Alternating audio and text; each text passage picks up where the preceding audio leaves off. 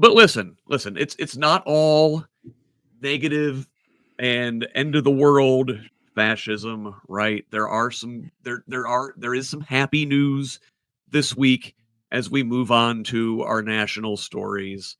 All is right in the world because your English teacher and your gym teacher are getting married. At least that was the caption on a 5-photo joint post on Instagram from Taylor Swift and Travis Kelce, who announced their engagement. Swifties are elated, I think. So listen, I'm just having fun with this. It's good. So we do watch parties. Are your hearts warmed? No, I mean, I mean, I am perfectly happy at a very moderate level for any two people that seem to love each other to be together. And of course, I love it when the insanely wealthy get married and give each other $1 million rings. I think it's great. I have no conflicting feelings about it or just like a rising apathy on any level. Genuinely, though, Taylor Swift deserves the best. Travis Kelce is, I don't even know what to say, man. He seems like a nice guy, but he lucked the hell out. That's all. He is absolutely out of his league. I don't care. I stand by that forever. Way, way out of his depth. But I'm happy for them. Michael, you're a father to 3 daughters. Did they convert you? Are you a Swiftie? Well, my older daughters kind of went through the Swiftie times and are kind of not locked into that right now, and the younger one's just learning about it. So I'm probably more of a Swiftie than any of them. Just following the news and whatnot. And, I'll go with Ethan. Like, great, great. It doesn't surely faze me. Good. Let me add this. I'll add this. Travis and Jason, his brother, have had a podcast for a while, and Jason's wife is on there, and they certainly seem to bring a leveling of the playing field between men and women, and Jason's not afraid to give his wife a big voice, or she took it. She's from Philly. I have roots out that way, and Philly women certainly aren't going to take any crap. Most women don't take crap, so it doesn't really matter where they are. But usually it would be the football player gets married, and it appears to be this male-dominated relationship. And Travis may be the alpha of the alphas as far as the visual popularity pyramid goes, but yet he is marrying a woman that I don't think anyone disagrees would be at the top of the pyramid in that. So that through culture, it may help level a playing field that always seems to end up with the white male on top. In this case is not that case. I'm sure somebody will end up spinning it in that, I'm sure he gets Jab being called named, weakling type names. I won't be crude about it, but because she wears the pants in the family or whatever, and I think that's a good thing. So maybe that will help elevate that conversation. I'm sure the conservative side will try to knock that down as much. Well, so they use wife guy as an insult. Listen, I'd much rather be wife guy than no wife guy. Or molester guy, or embezzler guy, or And I mean, just even to that, it's like Travis Kelce will tear you apart like a gorilla. Travis Kelce will literally pick you up and hurl you down the block. You absolute toad man. Like, who are you? Like, obviously you are saying that safely behind the anonymity of a screen 1,000 miles away, because this man is actually a pinnacle of human power. That's the nicest thing I'm going to say about him. Yeah. Oh, well, on the other end of the spectrum, a pinnacle of human wimpiness, President Donald Trump revoked Secret Service protection for his opponent in last year's general election, former Vice President Kamala Harris. Now, vice presidents typically get 6 months of protection after leaving office, but President Biden signed a memorandum in January extending Harris's protection for 18 months. like I said, typically they get 6 months, but it's not unusual to have extended protection. Al Gore and Dan Quayle both got extensions for 180 days, according to former Secret Service Director Mark Sullivan. I don't know, Renee. Is this it's anything? Like, yeah, I mean, it's. I heard it. I'm like, oh, you son of a. Because I mean, Biden knew, or somebody knew, that she would need extra protection because of the craziness that we live in, and of course he revoked it. Like, no, that's not shocking. It's just an asshole move, which I was told we could say ass. Like, it's just being mean for the sake of mean, because he wants to hold the narrative in every conversation, right? The administration and T-Rump. Well, listen, Mike Pence only got 6 months, and they tried to hang him. Okay, but he was also a Republican. Like if you're in a cult and you're told to do something or not do something, I hope she ends up with all of the safety that she needs, because there's obviously a part of this world that I know nothing about, right? And because of that, the whole conversation about it and him doing it is just for, I mean, her book comes out. And so it's like, oh, well, how can I get a conversation instead of having her have the conversation? Oh, I'll do this. It's his only goal, is to be in the Senate. Proceeds from sales of her book will go to personal security, probably for the life. Maybe she can get Kelce's to like. I hear they're good. Here's another prominent woman in politics in the news this week. Republican Senator Joni Ernst of Iowa is telling confidants she will not run for re-election next year. Thursday is supposedly the announcement upcoming. Ernst is 55 and has served in the U.S. Senate since 2015. Michael, what do you think? Sorry to see you go, or don't let the door hit you on the ass on the way out? Don't let the door hit you. You know, she's where the good Lord. We're all gonna die, right? So she's just prepared. We're all gonna quit. You know, I have a special place for Joni as my wife's counterpart at the Hoosier Bitches Get Stuff Done, or Bitches Get Stuff Done podcast. Is from Iowa, so we get a lot of Joni updates, and she does a great Joni cosplay. She does a great Joni, yeah. Yeah. So I'm happy to see it. You have to, I'm always skeptical. One, it's nice.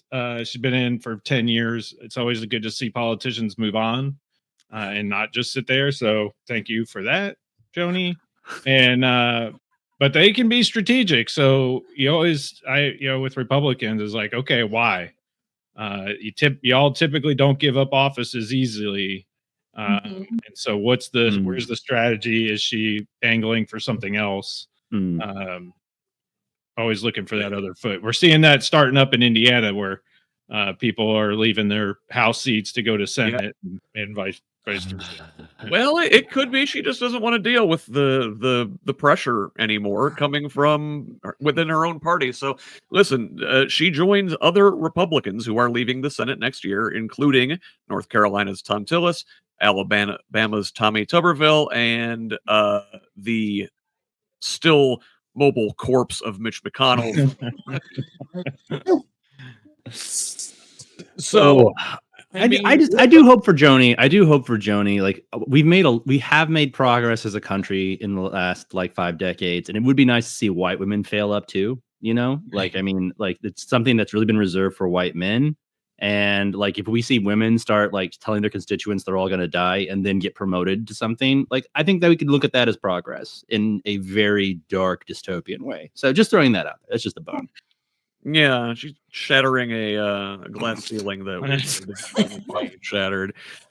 But I will ask: with these Republican incumbents leaving the Senate, uh, the map next year not great for Democrats, but with Republican incumbents vacating, is there an opening for Democrats to potentially take the Senate next year? What do you think? God, I hope so. From your lips to God's ears. Well, that's something we're fighting for sure. Is getting the candidates lined up and prepared. And within Indiana, for folks watching this in Indiana, I mean, it is Who's Left. You hear us. You're seeing candidates prepare early, right? I mean, I declared certainly to my people that were in the room with me, like the night of the election. Oh, I'm doing this again.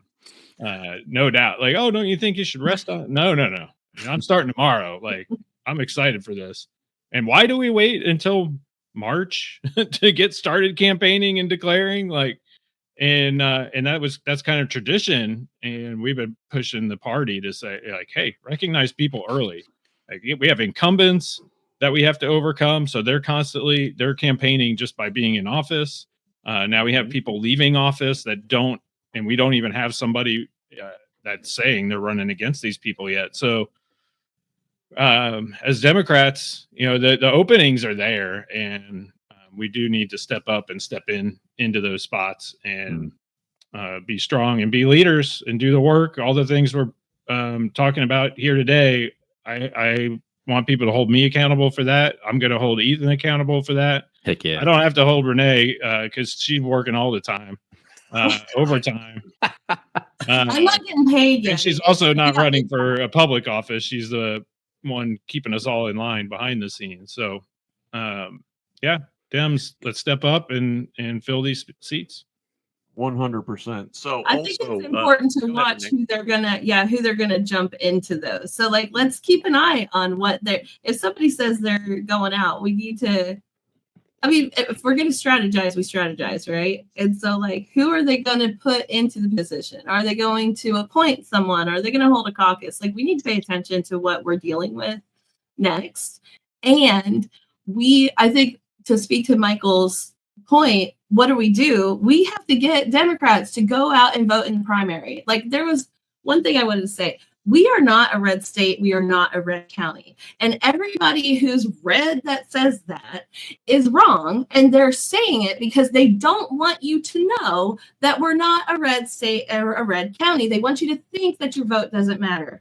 Well, your vote is the ultimate silent protest. So if we can get people, if you're in a church or if you're in a hierarchy and you don't feel like you have a voice, woman, man, child, 18 years old enough, go vote. Go vote. Pull a primary ballot and vote for somebody. We need to get people to vote because we're not red. And we're not red. Okay. Not red. Thank you. Purple. And in the general election, nobody's checking. In the words of Destiny Wells, yes. Nobody's checking your votes in the general election. You can be a Republican and vote for a Democrat that you like as a person or for policy. Just one vote for one person does not make you a Democrat. Although you're probably already a Democrat. You don't even know it. Marriage, right? They're afraid to say the word. Voting for a Democrat, if you're a Republican, isn't a marriage to the Democratic Party. It is a chess move. It's a chess move. Yeah, and there just may be somebody like Ethan that's that good. You just have to break party right and vote for him. I'm extremely, extremely appealing as a person. Yeah. I check all the boxes. Hey, well, you know what's not appealing? Being declared by the United States, at least according to the people of Greenland. But this week, Denmark summoned their U.S. envoy over claims of American interference in Greenland. So, Denmark's foreign minister summoned the top U.S. diplomat in the country for talks after the main national broadcaster reported Wednesday that at least 3 people with connections to President Trump have been carrying out covert influence operations in Greenland. One of those people allegedly compiled a list of U.S.-friendly Greenlanders, collected names of people opposed to Trump, and got locals to point out cases that could be used to cast Denmark in a bad light in American media. 2 others have tried to nurture contacts with politicians, business people, and locals, according to the report. Trump has repeatedly said he seeks U.S. jurisdiction over Greenland, a vast semi-autonomous territory of Denmark. He has not ruled out military force to take control of the mineral-rich, strategically located Arctic island. Ethan, are we still doing this Greenland thing here? Donald Trump was best friends with Jeffrey Epstein for decades and is in the files and is 100% preyed on underage girls and committed unspeakable acts. It's a fact. He will invade Greenland to avoid that subject. I have no doubt about it whatsoever. He will commit international crimes and lead us into war to avoid the fact that it is a public, like Robin Williams made the joke before he passed away that Donald Trump owning beauty pageants is like Michael Vick owning pet stores. Like this is it isn't, everybody knows who this man is, has always known who this man is. It is not a secret. And yes, I believe Greenland is in danger because we know exactly who he is. Epstein Island. You guys want to talk about islands? Greenland's in I love it. You're like, wait, I'm a totally different take since this is a Jewel, right? Like I love that. Totally forgot about that. I hear Jewel, or we have a geologist in the panel here, right? This wise human. And I'm sitting here like, well, yeah, if he gets Greenland and he gets this, all of the people that he wants to connect can connect in an easy breezy circle. So like you went Epstein route. I didn't even think about that. I see you just like obviously over and over. It is a policy of chaos. It is a policy of distraction. It is a policy of control. It is all for the purpose of amassing power and wealth, right? That's the main policy goal, is amassing power and wealth, and whatever you can do to, loosen things up, make people scared, shut things down. But also, and especially, there are no files. There are no files. He was never in them. It's a hoax. He's trying to save Bill Clinton, and on and on and on and on and on. Our president has committed unspeakable acts against underage girls. We know it. The evidence is there. It is so frightful that they are deploying everything they possibly can to keep their base from talking about it and to keep it out of the news. Donald Trump is a pedophile. There. Yeah. Well, I apologize for the morbid segue, but speaking of horrific crimes committed against children, let's talk about this week in Israel and Palestine. So this week, the IDF began an offensive on Gaza City, saying they've begun the initial stages of this military operation, declaring the largest urban center in the territory a combat zone. Israeli forces have killed at least 77 Palestinians across Gaza, including 47 in northern Gaza City, as the military intensifies its campaign and are attempting to displace about 1 million people still living in Gaza City. On Saturday, the dead included 11 Palestinians who were shot dead while waiting for food aid, and came as the Ministry of Health announced that 10 more people had died of malnutrition in the last 24-hour period. Now, this week, also on the other side of the border in Israel, a massive rally in Tel Aviv of more than 350,000 people during a national day of struggle for a hostage deal and a ceasefire. A quote from someone from the Hostages and Missing Families Forum said, "The government must sign the deal that is currently on the table, and the entire nation demands an end to the war and the return of all hostages." Ethan, do you have some thoughts?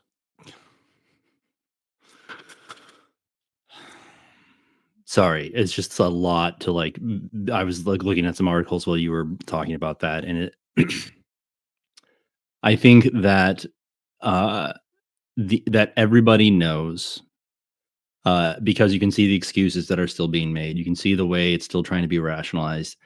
Trying to I just try to picture something the scale of the destruction of Gaza here in southern Indiana, where I live, like along the Ohio River. Like we're talking Clarksville, Jeffersonville, New Albany are flattened. They're gone. They're gone. Like half of the children who live in our area are dead. Like that's the scale of destruction and death we're talking about. And it's easy to rationalize it and push it away and create excuses and until they become our children, until it becomes our cities, until it becomes our neighborhoods that are rubble, our hospitals that are gone, our doctors that have been killed, our journalists that have been targeted. And I think that something that we have not always done a good job of is contextualizing the loss and the destruction like that, is making it like, how big is Gaza City? How much death are we talking about here? Bring it into your town. You can look up your population of your town. You can look at how many children live in your area. Imagine what it would be like if that many kids had been killed by ordinance from Illinois, from from a neighboring ruling power.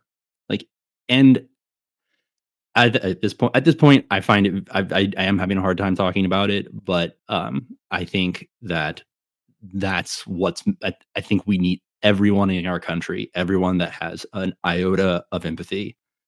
Think about what that looks like in your neighborhood and call your senator. Think about what it looks like in your town and call your senator and ask them to think about it in their neighborhood and in their town, because that's what this is. These are our kids. These are our kids. It's not about. It is no longer about like, has Hamas committed crimes? Duh. Over. Not the conversation anymore. These are our kids. They are starving to death, and we're letting it happen. Yeah, and this conflict shows no sign of stopping, and it's only expanding really over there. This week, the Israeli Air Force bombed a site in Yemen, killing the Houthi Prime Minister Ahmed al-Rahawi in the capital of Sana'a on Thursday. The Houthis have been targeting shipping in the Red Sea in solidarity with the Palestinians over the last several months.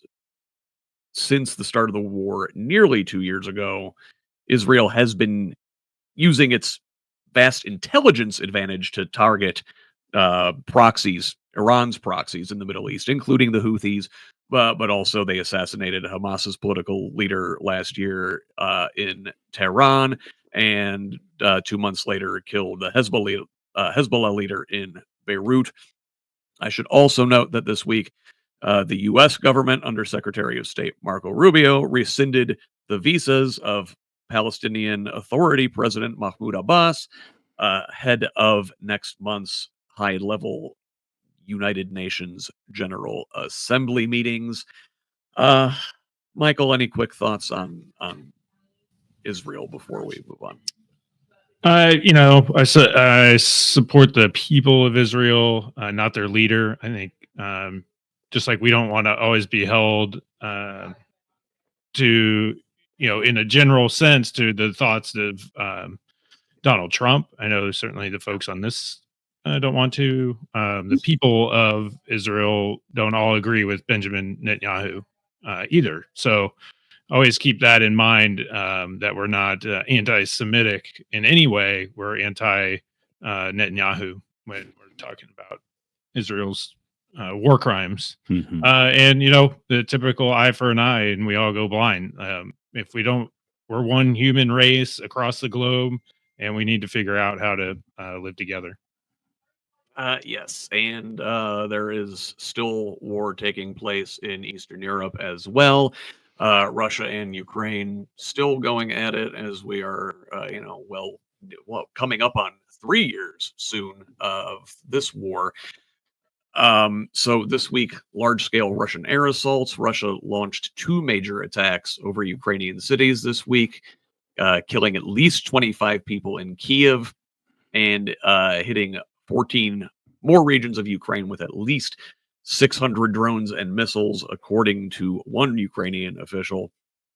According to a speech to his deputies, Russian Chief of Staff Valery Gerasimov also said that Russian forces now control over 99% of Ukraine's Luhansk region, 79% of the Donetsk region, 74% of the Zaporizhia region, and 76% of the Kherson region.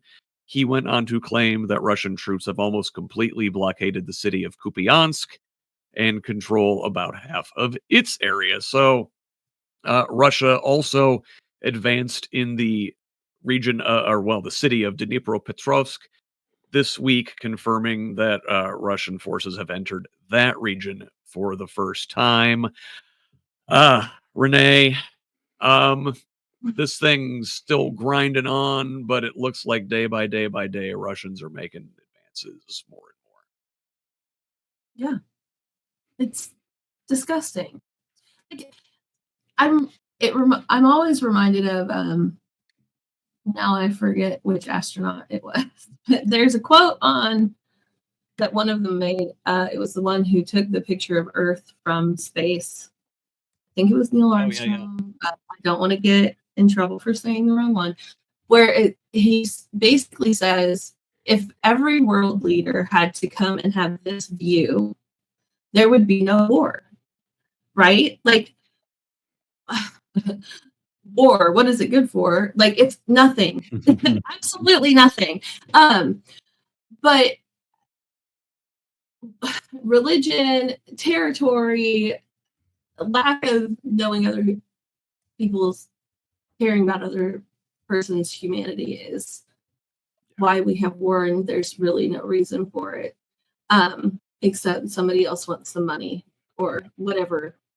And that's a very simplistic statement. I recognize that.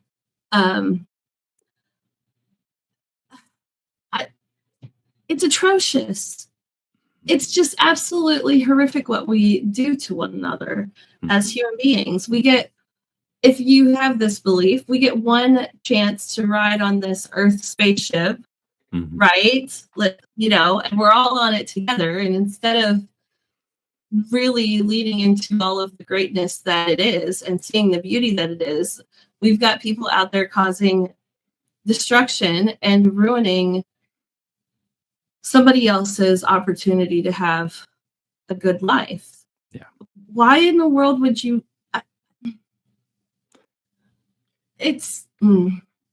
Renee, I had to go look it up because I love that quote too. It's Edgar Mitchell from the Apollo 14 mission, and he says, "You want to grab a politician by the scruff of the neck and drag him 250,000 miles out and say, 'Look at that, you son of a bitch.'" Thank you. Yeah. Thank you. And it's, my God, like I have multiple Instagram pages. One that I started when I was running for city council, and I followed the Gaza, because your algorithm, for those who may be watching and don't know, is based, like my main Instagram, it has everything on there, but I went and purposefully followed Gaza and Ukraine and these things, the news stations from there, or podcasters or whatever, people who are there and living there. And there was a point where I stopped opening those pages for that page for a moment because it was so much and so horrific. And how do you help? How do you, knowing that it's happening and acknowledging it, if that's the at least the least thing you can do that. Because we can't ignore it, right? Like, this happened in Africa in the 80s and 90s, where the Ethiopian, all of the atrocities, right? And when you look back in history, anybody who loves it at all, when you realize something was happening and you just didn't know and no one was talking about it, it just makes you a bit crazy. And to that same point, I want to say there are some people who, since they don't know what to do, they won't do anything, right? At least following the news stations on, if you're on social media or whatever, it helps them because they know that they're getting the word out of what's really happening. And I'm speaking more to like the people on the ground living there. There are influencers still who are literally trying to share what's happening. And bringing it back to America for a minute, Trump shut down the news. I'm going to get this wrong because certain words don't stick in my brain, but the broadcasts that Americans didn't get about the news, but the rest of the world was getting, speaking about America's governmental news. Is this clicking with someone? We're talking about Free America Radio. Oh, okay, there we go. Voice of America. Voice of America, yeah. Okay. So that's not there. Right? Trump shut it down. And so when the atrocity, like, turn it around and look in your own neighborhood.